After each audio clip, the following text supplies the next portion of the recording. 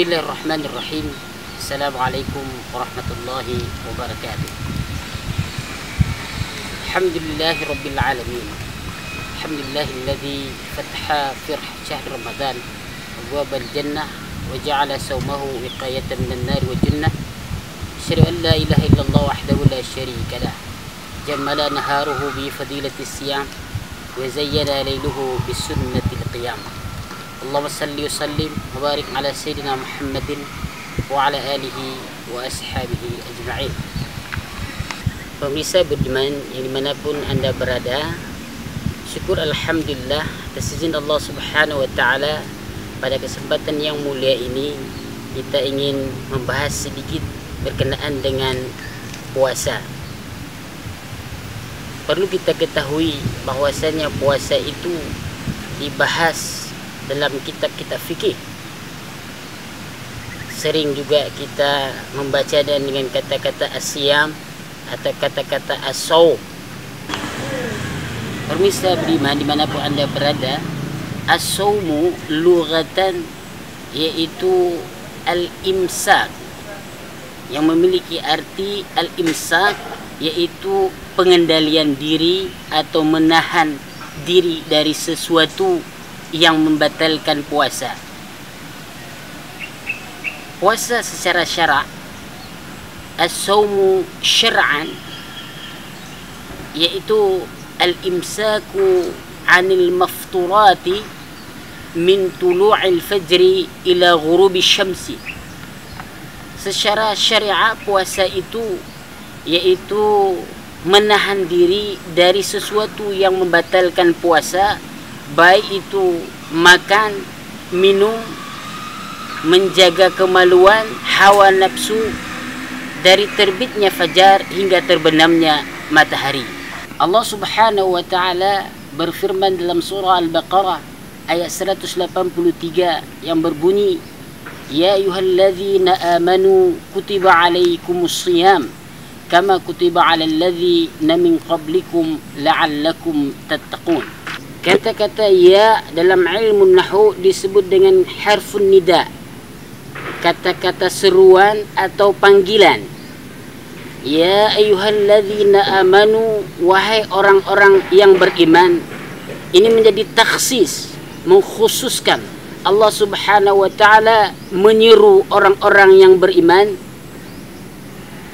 Kutiba alaikumusiyam, diwajibkan kepada kamu berpuasa, sebagaimana Allah juga mewajibkan umat-umat sebelum umat Muhammad sallallahu alaihi wasallam dengan satu target, yaitu puasa la'allakum tattaqun. Mudah-mudahan setelah selesai puasa umat ini, orang-orang yang beriman, memperoleh suatu predikat, yaitu ketakwaan di sisi Allah subhanahu wa ta'ala. Dalam kitab Fikih Islami wa Adillatuh, Dr. Wahbah Az-Zuhaili, almarhum Dr. Wahbah Az-Zuhaili menyebutkan bahwasanya puasa adalah madrasatun khuluqiyah, sekolah spiritual, penggemblengan, digembleng manusia. Umat Muhammad ini yang beriman digembleng lebih kurang 1 bulan lamanya untuk memperoleh predikat ketakwaan di sisi Allah subhanahu wa ta'ala. Maka sungguhlah orang-orang yang berpuasa di bulan suci Ramadan ini, maka kita lihat dia bagus dan tidaknya puasa, diterima dan tidaknya puasa dia, maka kita bisa melihat pada 11 bulan setelah bulan Ramadan. Imam Ali karamallahu wajhahu menyebutkan taqwa adalah suatu tujuan daripada orang yang berpuasa, yaitu orang-orang yang beriman. Apa makna taqwa?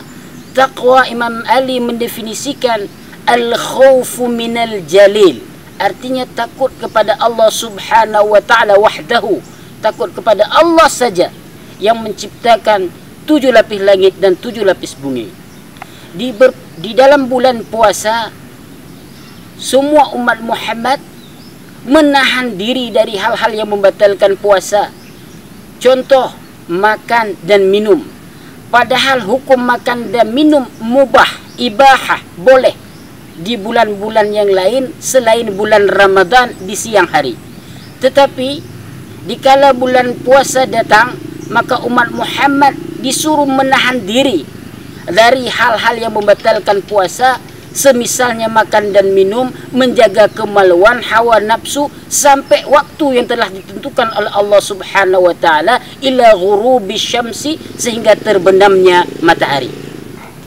Yang kedua, Imam Ali karamallahu wajahu menyebutkan orang yang berpuasa kemudian memperoleh predikat ketakwaan di sisi Allah Subhanahu wa taala, ini hal yang istimewa dan tujuan target daripada puasa. Yang kedua yaitu al-amalu bitanzil, selalu melakukan ibadah kepada Allah Subhanahu wa taala, khususnya ibadah mahdah itu dengan tuntunan Al-Quranul Karim. Al-amalu bitanzil, dengan Allah bagaimana menurunkan Al-Quran, bagaimana isi-isi Al-Quran kita memahaminya, dan disyarah oleh sunnah-sunnah atau hadis-hadis Nabi sallallahu alaihi wasallam. Di dalam bulan suci Ramadan kita takut makan dan minum. Karena apa? Karena kita yakin, keimanan kita bahwasanya Allah melihat, malaikat Allah mencatat amal kita.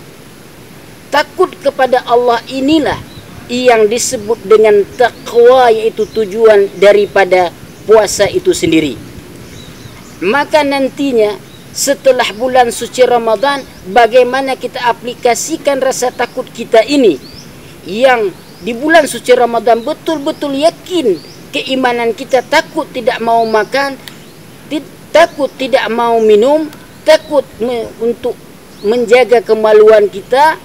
Ini karena apa? Karena keyakinan kita kepada Allah Subhanahu wa taala. Allah Maha melihat, Allah Maha mendengar. Harapan nantinya setelah bulan suci Ramadan, mampu tidak kita takut kepada Allah Subhanahu wa taala? Korupsi yang ada di depan kita, kita tidak mau makan, tidak mau ngambil harta dan hak orang lain. Karena apa? Bukan karena kita tidak punya nafsu, bukan. Karena kita takut kepada Allah Subhanahu wa taala. Allah melihat. Allah melihat, malaikatnya mencatat amal yang kita lakukan. Itulah rasa takut di bulan suci Ramadan. Kita bawa takut ini kepada bulan-bulan yang lain karena Allah Subhanahu wa taala, Allahu Azza wa Jalla. Yang ketiga, Imam Ali bin Abi Thalib, beliau mengatakan, al-qana'atu bil qalil, orang yang bertakwa yaitu orang yang merasa cukup dengan pemberian Allah Subhanahu wa taala walaupun itu sedikit. Allah memberi sesuatu pada kita dengan rezeki sedikit, menurut kita sedikit. Bersyukur kepada Allah Subhanahu wa taala. Allah memberi kita rezeki sedang atau banyak, bersyukur kepada Allah Subhanahu wa taala. Maka kitalah orang-orang yang kaya di sisi Allah Subhanahu wa taala. Dalam qaulul hikmah disebutkan, man 'arafa Allah azala minhu tuhma. Barang siapa yang mengetahui hakikat Allah Subhanahu wa taala, maka hilang daripadanya sifat-sifat buruk sangka kepada Allah Subhanahu wa taala. Maka dia mengatakan, wa qala kullu fi'lihi bihikmah, wa qala kullu fi'lihi bihikmah. Maka dia akan mengatakan segala pemberian Allah Subhanahu wa taala itu penuh dengan hikmah dan rasa syukur kepada umat manusia. Yang ketiga, Imam Ali menyebutkan wal isti'dadi liyaumir rahil. Al isti'dadu liyaumir rahil, mempersiapkan yaitu ke hari esok kita, hari akhir, hari akhirat. Ini maksud di sini hari akhirat. Kita mempersiapkan sesuatu amal kita di dunia. Karena apa? Karena kita yakin nanti suatu saat akan adanya yaumul hisab, hari kiamah. Semua perbuatan manusia ini, hawa nafsu yang dia kendalikan sehari-hari, itu semuanya akan dia pertanggungjawabkan di hadapan mahkamah Allah Subhanahu wa taala. Tidak ada satu orang pun yang bisa mensembunyikan sesuatu itu, walaupun sekecil zarrah, sekecil biji sawi. Tidak ada, semuanya zahir di sisi Allah Subhanahu wa taala. Allah tampakkan semua amal yang dia lakukan, baik di bulan suci Ramadan maupun di luar bulan suci Ramadan. Maka dari ini semuanya bisa kita simpulkan, wahai orang-orang yang beriman, termisah beriman dimanapun Anda berada, sesungguhnya puasa itu yang pertama melatih diri kita supaya kita takut kepada Allah Subhanahu wa taala, tidak di bulan suci Ramadan saja, tapi yang paling khusus 11 bulan setelah bulan suci Ramadan. Yang kedua, selalu mengendalikan diri kita untuk mempersiapkan diri kita segala suatu amal ini punya landasan Al-Quran dan Sunnah, hadis Nabi SAW, sehingga kita tidak boleh mereka-reka dalam ibadah. Ibadah itu harus sudah lengkap.